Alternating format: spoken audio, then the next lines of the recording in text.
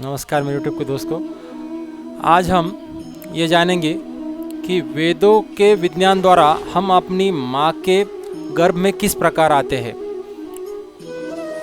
तो शुरू करते हैं। ऐत्रेय उपनिषद के दूसरे अध्याय में बताया गया है कि किस प्रकार आत्मा का पुनर्जन्म होता है और किस प्रकार पृथ्वी पर प्रत्येक प्राणी का जीवन एक के बजाय 3 जन्मों का परिणाम है। सिर्फ माँ ही नहीं है जो 9 महीने तक अपने बच्चे को पालती है। माता को स्थानांतरित करने से पहले पिता भी कुछ समय के लिए अपने पुरुष की थैली में आत्मा को होस्ट करता है। छंद ये भी संकेत देते हैं कि क्यों गर्भपात सिर्फ एक नैतिक समस्या ही नहीं है, बल्कि एक यह भी है कि शायद लोगों को अभ्यास से बचने के लिए अधिक करुणा और समझ की आवश्यकता है। श्लोकों के अनुसार मानव जन्म 2 नहीं बल्कि 3 आत्माओं के मिलन से 3 चरणों में होता है और प्रत्येक जन्म पिछले कर्मों का परिणाम होता है, जिसमें माता पिता कर्म की भूमिका निभाते हैं। पुनर्जन्म की प्रक्रिया तब शुरू होती है जब आत्माएं यहाँ से पूर्वजों की दुनिया में चली जाती है, जहाँ वे तब तक रहती है जब तक उनके कर्म समाप्त नहीं हो जाते। पूर्वजों की सूक्ष्म दुनिया में दिवंगत आत्माओं के शरीर उनके पिछले कर्मों और उनके वंशजों द्वारा दिए गए प्रसाद से निर्मित होते हैं। देवताओं के कार्य से वे नियत समय में धीरे धीरे समाप्त हो जाते हैं। जब उनका समय पूरा हो जाता है तो वे वर्षा के द्वारा पृथ्वी पर गिरते हैं और पृथ्वी में जल के द्वारा पौधों में प्रवेश करते हैं।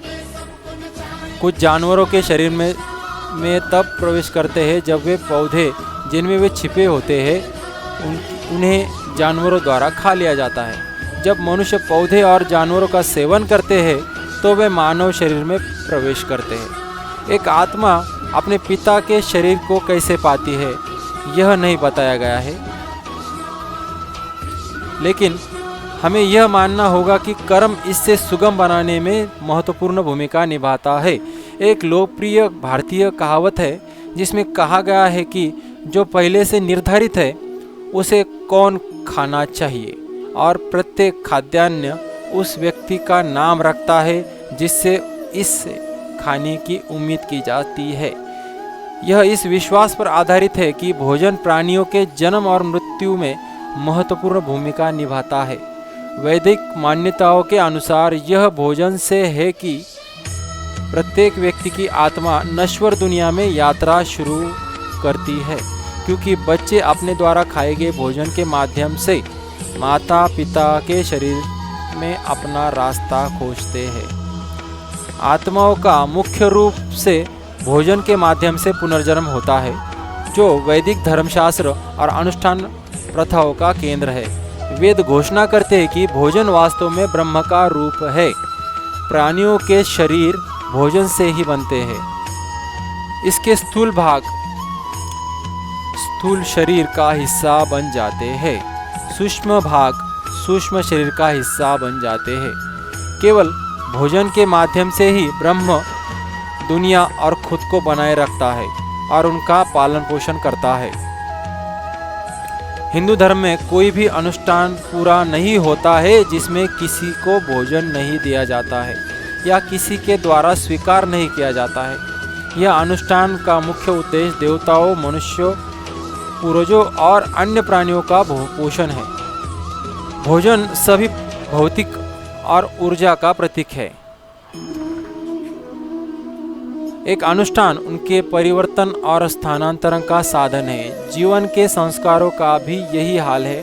पृथ्वी पर एक व्यक्ति का जीवन एक प्रतीकात्मक अनुष्ठान में शरीर के भोजन की पेशकश के द्वारा शुरू होता है और आग के देवता को भोजन के रूप में शरीर को पेशकश के साथ समाप्त होता है।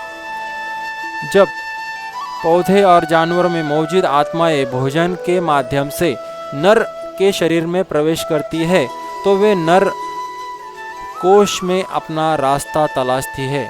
यह ओवरटाइम और चरणों में होता है। भोजन पहले पच जाता है और पिता के बल और तेजस का हिस्सा बनता है। जैसे जैसे समय बीतता है और यह और अधिक शक्ति प्राप्त करता है और रेतस नर बीज बन जाता है, जहाँ आत्मा अपने पुनर्जन्म की प्रतीक्षा में आराम करती है। इसे आत्मा का पहला जन्म कहते हैं। पिता के शरीर में जन्म। जब यौन संबंध के माध्यम से नर बीज मादा में छोड़ा जाता है, तब आत्मा उसके गर्भ में अपना रास्ता खोज लेती है और माँ के शरीर का हिस्सा बन जाती है।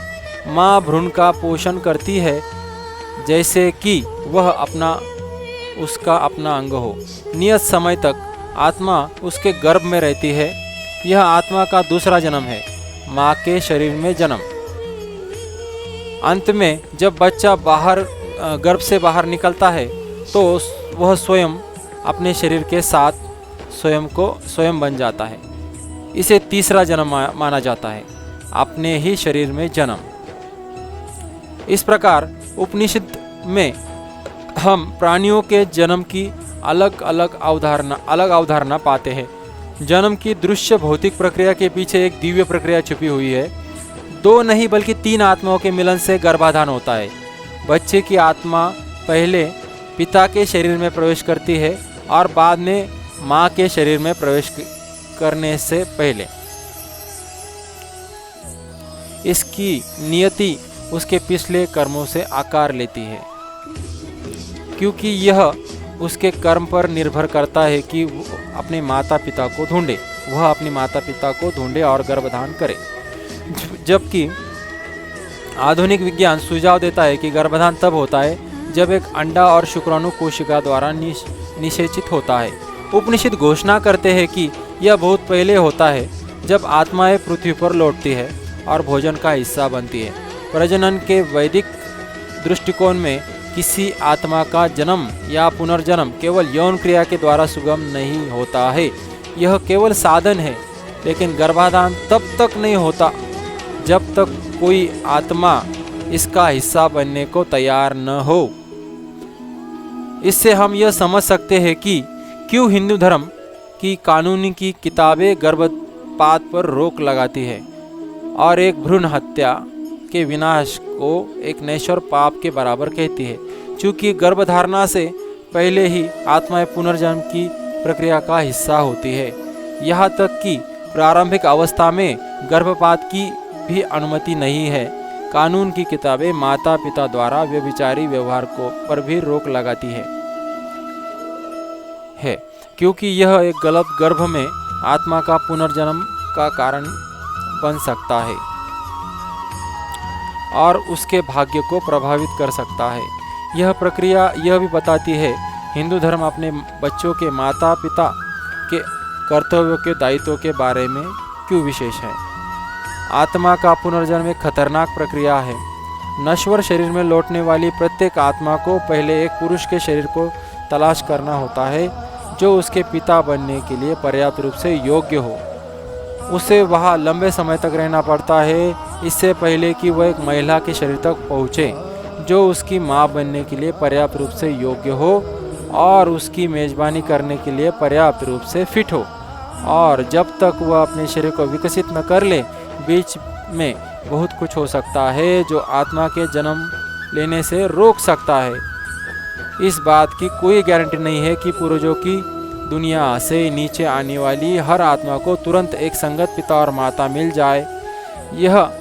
यहाँ तक कि वे अगर एक महिला के घर में प्रवेश करने का प्रबंधन करते हैं तो इस बात की कोई गारंटी नहीं है कि माँ बच्चे को रखेगी या गर्भपात करेगी। मुक्ति या मोक्ष आत्माओं के पुनर्जन्म के इन परीक्षणों से मुक्त करती है, इसलिए वेद इसे एक बेहतर विकल्प मानते हैं। तो आपने इसे कितना समझा होगा मैं नहीं जानता, लेकिन आप इससे ये जानकारी प्राप्त कर सकते हैं कि हम पहले तो मृत्यु के पश्चात आत्मा का पंच तत्व जो शरीर रहता है वो यही रह जाता है और जो मन बुद्धि और अहंकार है वो ऊपर चला जाता है, वो उस शरीर को छोड़ जाता है जो आत्मा का स्वरूप है। और बाद में यह किस्सा फिर से शुरू होता है। तो इस प्रकार हमारा जन्म होता है। इस बारे में आपकी क्या राय है, आप मुझे कमेंट्स में कमेंट करके बताइए।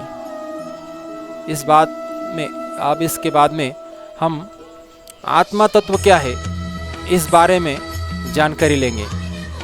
तो बने रहिए मेरे साथ। Thank you. हरे कृष्णा।